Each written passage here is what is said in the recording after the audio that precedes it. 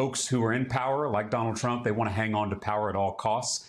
And so they are trying to subvert the public's will at the ballot box. And so I think you're going to see lots of folks showing up in this next election to push back against this kind of corruption. Young people in particular. You know, if I'm elected as the next U.S. Senator from Texas, I'll be the youngest U.S. Senator in America. And so I think my fellow millennials, but also Gen Z, are ready for a new generation to step up and lead this country into the future.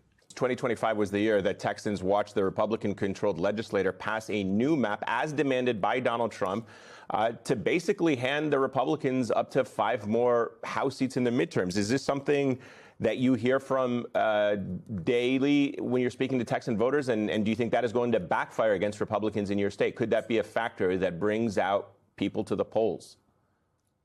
Absolutely. You know, I led the quorum break over the summer when my fellow Texas Democrats and I left our state and went to Chicago to shine a national spotlight on this redistricting power grab.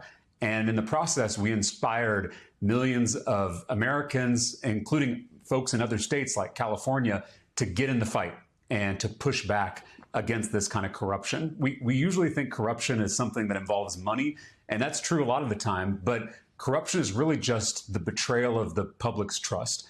And that's what we've seen in this redistricting power grab.